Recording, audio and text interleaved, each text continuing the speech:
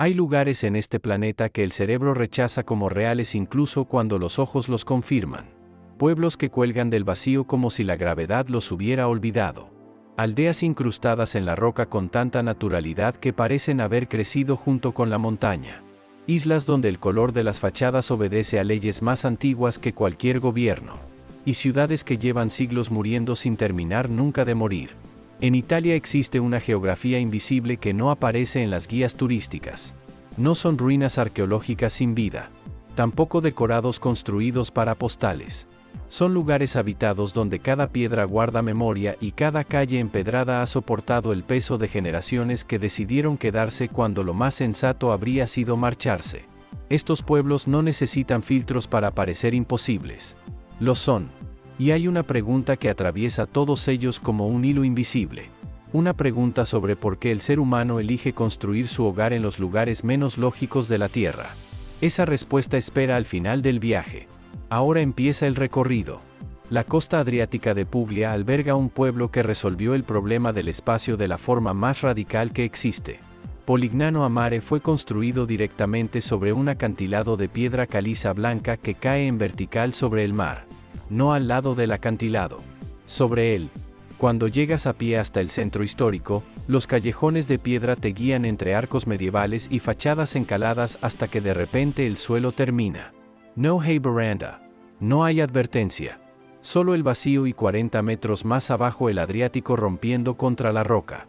Las casas del borde se asoman al agua como si estuvieran decidiendo si saltar o no. Los restaurantes más conocidos del pueblo están literalmente suspendidos sobre cuevas marinas excavadas por el mar durante milenios. Desde sus terrazas ves el agua golpear la base del acantilado mientras comes. Este pueblo fue fundado antes de Cristo. Lleva más de 2000 años colgado del mismo precipicio. Y cada verano el Red Bull Cliff Diving convierte esas paredes verticales en un escenario donde los mejores clavadistas del mundo saltan desde 27 metros de altura frente a multitudes agolpadas en cada terraza disponible. Polignano a Mare es la ciudad natal de Domenico Modugno, el hombre que escribió Volare. El ritmo del Adriático está en su ADN. Las cuevas de su base solo son accesibles en kayak cuando el mar está en calma. Esconden playas de piedra blanca y aguas que el sol del mediodía convierte en algo que la vista procesa como imposible. Este no es un pueblo sobre el mar. Es un pueblo construido para el mar. Más al sur, donde los Apeninos caen casi en vertical sobre el mar Tirreno, la costa amalfitana guarda un pueblo que desafía cualquier definición convencional de lo que una ciudad puede ser. Positano asciende por una ladera tan pronunciada que las terrazas de un nivel sirven de calle para el nivel superior. Los callejones conectan los pisos con escaleras que parecen no terminar nunca. Las casas de colores pastel, cúpulas de mayólica y fachadas encaladas suben por la montaña con tanta verticalidad que desde el mar el conjunto parece más una instalación artística que un lugar habitado. John Steinbeck escribió sobre Positano en 1953. Dijo que no era un lugar que se visitara. Era un lugar que te pasaba. Esa descripción sigue siendo válida hoy. Durante siglos Positano fue uno de los puertos más importantes de la República de Amalfi. Su flota comerciaba con Oriente Medio.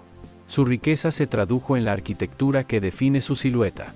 La playa de guijarros negros al pie del pueblo está rodeada por fachadas de colores que ascienden hasta perderse entre la vegetación mediterránea. Es una de las imágenes más reconocibles de Italia. En verano los barcos de pesca de madera pintada comparten el puerto con yates de visitantes. Positano produce entonces la sensación de ser simultáneamente un pueblo auténtico y el decorado más perfecto que alguien haya diseñado para una película sobre Italia. Pero ninguno de estos lugares prepara para lo que viene. En la región del Lacio, en el centro de Italia, existe un pueblo que lleva siglos muriendo, y que sin embargo sigue en pie con una obstinación que desafía la geología y el sentido común. Civita di Bagnoregio se levanta sobre una roca de toba volcánica en medio de un valle de arcilla erosionada. Está conectado al mundo por un único puente peatonal de 300 metros que cruza el abismo desde el pueblo moderno hasta esta isla de piedra suspendida en el vacío. Cuando llegas al puente sientes el viento antes que la imagen. Después ves la roca. Y después entiendes que ese pueblo no debería seguir existiendo. La arcilla que lo rodea se erosiona cada año. La roca sobre la que está construido se hunde lentamente. Las casas del borde han caído al vacío una tras otra durante siglos.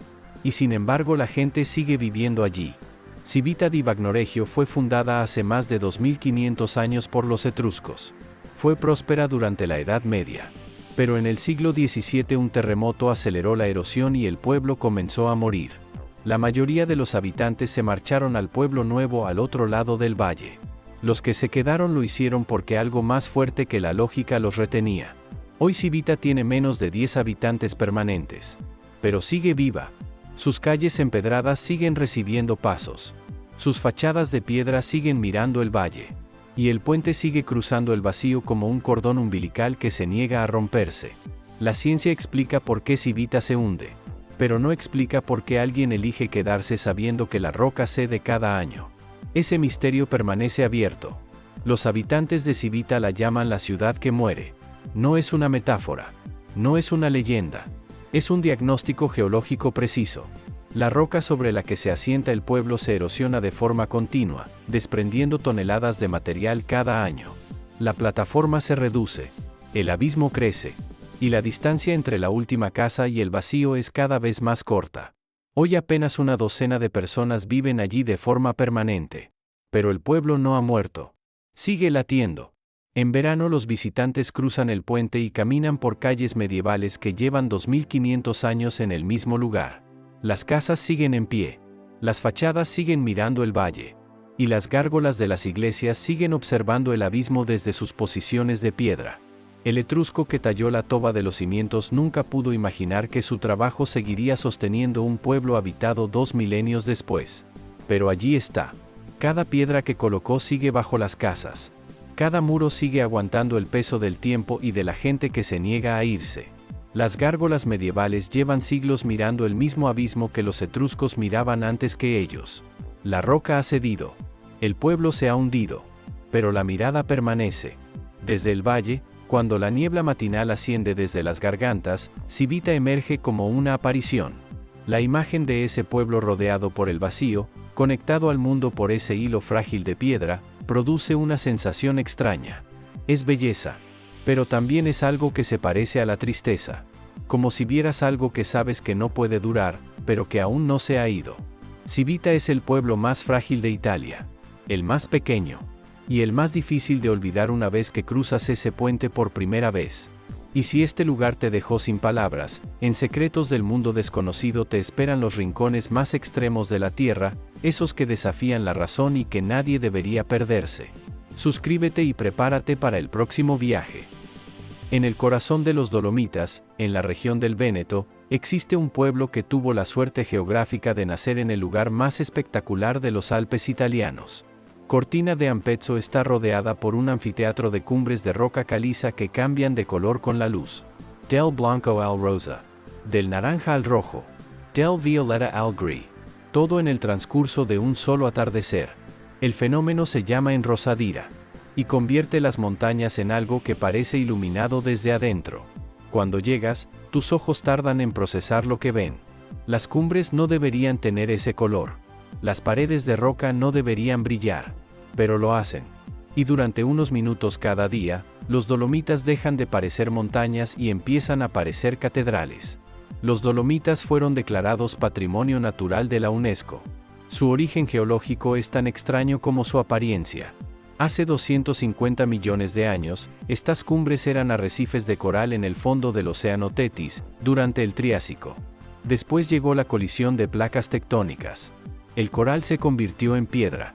El fondo marino se elevó hasta los 3000 metros de altura.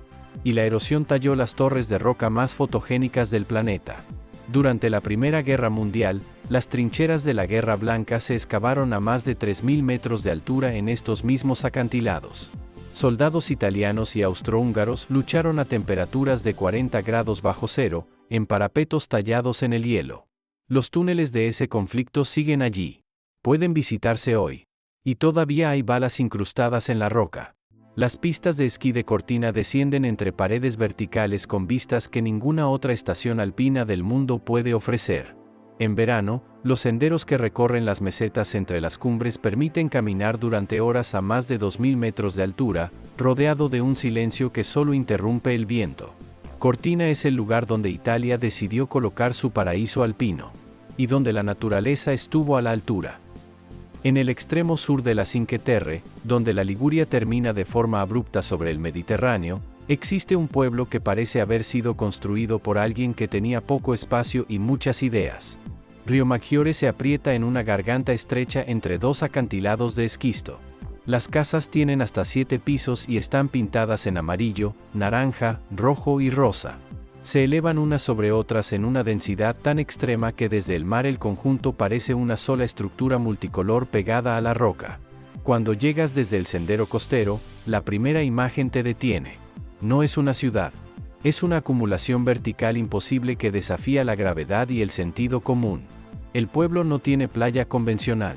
El frente marítimo es una marina de barcas de pesca construida directamente sobre las rocas. Las embarcaciones se izan fuera del agua con cabrestantes de madera cuando el mar se pone bravo. Verlo una vez basta para entender que aquí el mar no es decorado. Es una fuerza constante que obliga a pensar cada movimiento. Las escaleras que conectan los distintos niveles del pueblo son tan empinadas que los habitantes las suben con una naturalidad que al visitante le cuesta varios días de adaptación. Tus piernas no están preparadas para esa inclinación. Y tu respiración tampoco.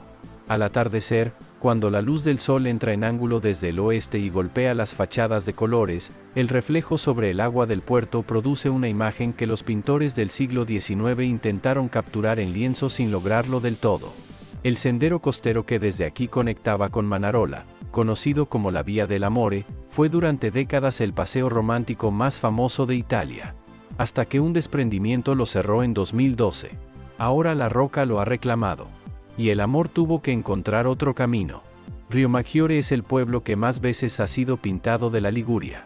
Y el que menos se deja atrapar. En las montañas de la Basilicata, en el sur de Italia, existe un pueblo que resolvió el problema de la defensa medieval de la forma más radical imaginable. Castelmessano emerge entre las agujas de roca como si alguien hubiera apostado a que era posible construir un pueblo donde la geometría lo prohibía.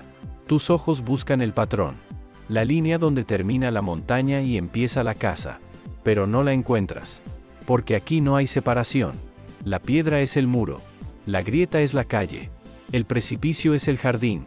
Pietrapertosa fue construido directamente sobre y dentro de las Dolomitas Lucanas, una formación de roca erosionada que se eleva sobre el valle en torres y agujas de piedra. El pueblo no se edificó al lado de la montaña. Se insertó en ella, con una precisión que hoy resulta difícil de distinguir a simple vista. Desde la distancia las casas de piedra gris se confunden con la roca natural hasta el punto de que el pueblo solo se revela cuando está suficientemente cerca para distinguir las ventanas entre las grietas de la montaña. Y en ese momento sientes algo que la lógica rechaza. Esto no debería estar aquí. Es el pueblo habitado más alto de la Basilicata. Más de 1000 metros de altura. Con un viento constante que los habitantes han aprendido a ignorar con la misma naturalidad con que ignoran el vértigo. Aquí el aire siempre se mueve. Y tu cuerpo tarda en acostumbrarse a esa presencia continua que empuja desde todos los ángulos. El Volo del Angelo es un sistema de tirolesas que cruza el cañón del Basento conectando Pietrapertosa con el pueblo vecino de Castelmessano. Permite a los visitantes experimentar en 30 segundos lo que los habitantes sienten cada día. La sensación de estar suspendidos entre la roca y el vacío. En un lugar construido donde ninguna lógica indicaba que debía construirse. El cable te sostiene. Pero tu instinto grita que no deberías estar cruzando este abismo a 120 km/h con solo un arnés entre tu cuerpo y el valle que se abre debajo como una herida geológica. El camino de las 7 piedras que conecta a los dos pueblos por la ladera fue tallado en la roca por monjes medievales. Y sigue siendo el único acceso peatonal entre ambos asentamientos. Tus pasos sobre esa piedra pulida por siglos de uso son los mismos pasos que dieron quienes decidieron que este vacío podía cruzarse a pie. La fe mueve montañas, dice el refrán. Aquí la fe talló un sendero en ellas. Más al norte, en el corazón de la Toscana sienesa, sobre una colina rodeada de viñedos de vernaxia y cipreses que parecen pintados, existe un pueblo que en la Edad Media decidió resolver sus disputas de poder de la forma más vertical posible. San Gimignano tiene 14 torres medievales que se elevan sobre el pueblo con una arrogancia arquitectónica que no tiene equivalente en ninguna otra ciudad italiana de su tamaño. Desde lejos parecen dedos de piedra apuntando al cielo. Desde dentro parecen muros que definen quién mandaba y quién obedecía. Porque aquí el poder no se medía en tierras ni en soldados. Se medía en altura. En su momento de mayor esplendor, en el siglo XIII, el pueblo tenía 72 torres. Cada familia noble construía la suya más alta que la de sus rivales, como símbolo de poder y riqueza, convirtiendo el perfil del pueblo en una competencia de ego grabada en piedra, que el tiempo ha reducido pero no eliminado, porque las 14 que quedan siguen dominando el horizonte con la misma fuerza que cuando sus constructores intentaban humillar a sus vecinos levantando muros más cerca del cielo. Desde la distancia, entre los viñedos y los olivos, la silueta de las torres emergiendo sobre la colina produce una imagen que los viajeros del Gran Tour del siglo XVII describían como la ciudad más medieval de Italia. Esa descripción sigue siendo válida hoy. Las calles empedradas, las plazas con sus pozos de piedra, las iglesias con frescos del siglo XIV, todo convive con las torres en un conjunto que la UNESCO protege desde 1990. Caminas por estas calles y sientes el peso de la sombra que proyectan esos muros. Tu cuello se dobla hacia atrás para seguir la línea de la piedra hasta donde termina contra el cielo. Y entiendes que esto no fue construido para la belleza. Fue construido para imponer. Para que cada vecino supiera quién tenía más. Y para que cada visitante entendiera que este lugar no se construyó desde la humildad. La Vernaccia di San Gimignano, el vino blanco producido en los viñedos que rodean el pueblo, fue el primer vino italiano en recibir denominación de origen controlada en 1966. Como si la tierra también quisiera competir. Y ganara. San Gimignano no es la Manhattan de la Edad Media por casualidad. Es la prueba de que el ego humano cuando se expresa en piedra puede durar siglos. Y sin embargo, el lugar que cierra este viaje no necesitó altura para imponerse. Solo necesitó color. En la laguna veneciana, a 40 minutos en Vaporetto desde Venecia, existe una isla que parece haber decidido resolver el problema de la niebla del Adriático con la solución más contundente posible. Burano es una isla de pescadores donde cada casa está pintada de un color diferente, con una intensidad y una saturación que no tienen equivalente en ningún otro lugar de Italia. Amarillos eléctricos, rojos imposibles, azules de mar profundo, verdes que parecen fluorescentes. Se alinean a lo largo de canales en los que se reflejan, duplicando los colores en el agua, y creando una imagen que la fotografía no puede capturar en su totalidad. Porque aquí el color no es decoración, es identidad. La tradición cuenta que los pescadores pintaban sus casas de colores intensos para poder reconocerlas desde el mar cuando regresaban entre la niebla. Cada familia tenía su color, y necesitaba permiso del gobierno local para cambiarlo. Esa regulación sigue vigente hoy. Nadie puede repintar su casa sin autorización oficial. El resultado de siglos de esa norma es un pueblo que ha evolucionado hacia la saturación máxima del color, como si fuera un imperativo biológico. Caminas por estas calles y sientes que tus ojos no están preparados para procesar tanta información cromática concentrada en un espacio tan pequeño. El cerebro busca gris. Busca descanso visual. Y no lo encuentra. Porque Burano decidió hace siglos que el gris era el enemigo. Y lo eliminó. Burano también es famosa por su encaje de aguja. El merletto di Burano. Una tradición artesanal que las mujeres de la isla han mantenido durante 5 siglos.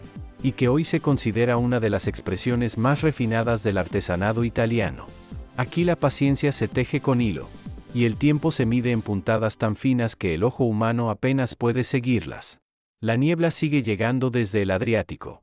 Pero ya no importa. Porque cuando el color es tan intenso, ni siquiera la niebla puede apagarlo. Burano no es una postal. Es un acuerdo colectivo de siglos sobre cómo debe verse un lugar cuando la supervivencia depende del color. En el corazón del valle de Itria, en Puglia, existe un pueblo cuya forma desde el aire parece imposible de haber surgido sin un plano previo. Sin embargo, nadie lo diseñó así. Locorotondo, cuyo nombre significa literalmente lugar redondo, creció de forma orgánica sobre una colina siguiendo el contorno natural de su cima. Las calles se enrollan en círculos concéntricos. Las casas de piedra caliza blanca con tejados en punta llamados cummerse se aprietan unas contra otras formando una silueta de uniformidad casi perfecta. Cada año, antes del verano, los habitantes de Locorotondo encalan las fachadas de blanco. Ese ritual lleva siglos repitiéndose. El resultado es un resplandor blanco intenso que contrasta con el verde profundo de los viñedos que rodean el pueblo en todas direcciones. Esos viñedos producen el Locorotondo DOC, uno de los vinos blancos más apreciados de Puglia. Una tradición vitivinícola que se remonta a la época griega, cuando esta región era parte de la Magna Grecia. Al atardecer, cuando la luz dorada del sur italiano golpea la piedra blanca y proyecta sombras largas sobre las calles concéntricas, Locorotondo alcanza una dimensión visual que explica por qué fue elegido como uno de los pueblos más bellos de Italia. Desde el aire, esa forma perfectamente circular sobre la colina, rodeada de verde, produce la sensación de estar mirando algo que alguien diseñó con compás y regla hace siglos. Pero nadie lo hizo. El pueblo simplemente creció hacia afuera desde su centro, siguiendo la lógica de la colina. Y el resultado es un círculo que ningún urbanista habría planeado de forma deliberada. En la cima de una colina suave en el corazón de la Toscana existe un pueblo que parece haber detenido el reloj en el siglo XIII. Monteriggioni es una aldea medieval completamente rodeada por una muralla circular de piedra que se conserva casi intacta desde su construcción en 1213. 14 torres se elevan sobre el perímetro como centinelas que llevan 8 siglos mirando el mismo paisaje de viñedos y cipreses. Dentro de ese círculo de piedra viven apenas un centenar de personas. Comparten calles empedradas, una plaza central y una iglesia que lleva en pie desde el día en que el pueblo fue fundado. La muralla no rodea una ciudad ni una fortaleza militar. Rodea un pueblo de proporciones humanas donde cada estructura guarda una relación perfecta con las demás y nada parece fuera de lugar ni fuera de tiempo. Dante Alighieri mencionó a Monteriggioni en la Divina Comedia, comparando sus torres con gigantes que emergían del abismo. Esa imagen sigue siendo válida hoy. Cuando la luz del atardecer toscano golpea la piedra dorada y el conjunto se convierte en una silueta recortada contra el cielo, resulta difícil distinguir dónde termina el pasado y dónde empieza el presente. Para el visitante que llega desde los caminos que serpentean entre los viñedos, el impacto visual es inmediato y total. Monteriggioni no se visita para entender la historia. Se visita para comprender que en algunos lugares la historia nunca se fue. En el sur de la Toscana, en una región conocida como la Toscana olvidada porque los turistas raramente llegan hasta aquí, existe un pueblo que no fue construido sobre una roca, sino dentro de ella. Pitigliano emerge de una meseta de toba volcánica de forma tan orgánica y tan integrada con la roca que desde la distancia resulta imposible determinar dónde termina la geología natural y dónde empieza la arquitectura humana. Las casas de los niveles inferiores tienen cuevas excavadas directamente en la toba como bodegas, establos y despensas. La roca es material de construcción y espacio habitable al mismo tiempo. Debajo del pueblo existe un sistema de túneles, cámaras y pasajes excavados en la toba durante la Edad Media que se extiende por kilómetros. Los habitantes lo utilizaban para moverse de forma clandestina en tiempos de asedio. La comunidad judía que se refugió aquí en el siglo XVI huyendo de las persecuciones de los estados pontificios dejó una sinagoga, un gueto y un cementerio que convierten a Pitigliano en uno de los centros de cultura sefardí más importantes de la Toscana. El pueblo fue llamado la Pequeña Jerusalén por esa comunidad que encontró aquí la protección que otros estados italianos le negaban. Pitigliano no es un pueblo que impresiona desde lejos. Es un pueblo que te atrapa cuando entras y que no te suelta hasta que has entendido todas las capas de historia que lleva encima. En el corazón de la Toscana Senese, sobre una colina desde la cual la vista abarca un paisaje de viñedos, cipreses y pueblos medievales que parece pintado con una paleta deliberadamente romántica, existe una fortaleza que lleva 6 siglos dominando uno de los territorios más codiciados de Italia.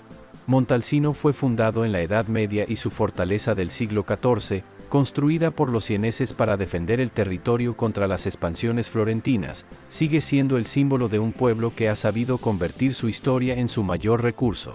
El Brunello di Montalcino, producido exclusivamente con uva sangiovese en los viñedos que rodean el pueblo, es considerado uno de los grandes vinos tintos del mundo y ha convertido a esta comunidad de poco más de 5.000 habitantes en un nombre conocido en las mejores mesas del planeta. Las bodegas excavadas bajo el pueblo en la roca de toba, con bóvedas de ladrillo que mantienen temperatura y humedad constantes todo el año, albergan cosechas que se rematan en subastas internacionales a precios que ningún otro vino italiano alcanza con regularidad. En 1555, cuando Siena cayó ante Florencia y el resto de la Toscana se rindió, Montalcino fue el último territorio en resistir. Mantuvo viva la República de Siena durante 4 años más. Un pueblo que aprendió a resistir con la misma obstinación con que sus viñas resisten la sequía del verano toscano. En el extremo sudoccidental de Calabria, donde la punta de la bota italiana se adentra en el mar Tirreno, existe un pueblo que parece haber sido colocado allí por alguien con un sentido perfecto de la composición visual. Tropea se asienta sobre un acantilado de arenisca rojiza que cae directamente sobre una de las aguas más transparentes del Mediterráneo. El azul y el turquesa del mar tienen una intensidad tan extrema que en fotografía aparece retocado digitalmente. Las calles del centro histórico, con sus palacios barrocos y sus iglesias de piedra oscura, terminan en miradores desde los cuales el mar aparece en toda su extensión. La silueta del volcán Stromboli humea en el horizonte en los días claros. Desde esos miradores, el acantilado rojo desciende en vertical hasta una playa de arena blanca donde el agua cambia de color por capas, del turquesa al azul profundo en una gradación que ningún filtro necesita mejorar. La cebolla roja de Tropea, cultivada en los suelos volcánicos del acantilado desde la época griega, es tan dulce que se come cruda. Ha sido reconocida como producto de identidad geográfica protegida. Al atardecer, cuando la luz tiñe el acantilado de naranja y el mar se oscurece en el horizonte, Tropea alcanza una dimensión visual que explica por qué Calabria guarda celosamente este secreto. Tropea no tiene la fama de Amalfi ni de la costa amalfitana, lo que la hace todavía más extraordinaria para quien llega hasta aquí por primera vez. Italia lleva 2000 años construyendo lugares que el resto del mundo lleva 2000 años intentando imitar sin lograrlo. Estos 13 pueblos son la prueba de que hay una forma de habitar el territorio que va más allá de la arquitectura, que mezcla la historia con la geografía y produce algo que no tiene nombre en ningún otro idioma. Al principio de este recorrido había una imagen imposible. Pueblos que desafiaban la gravedad, la lógica o el paso del tiempo. Ahora, al final, la respuesta no cierra del todo. Porque estos lugares no existen para ser explicados. Existen para ser sentidos. Y lo que queda después de haberlos visto no es comprensión. Es asombro abierto. ¿En cuál de estos 13 pueblos elegirías vivir si tuvieras que elegir uno?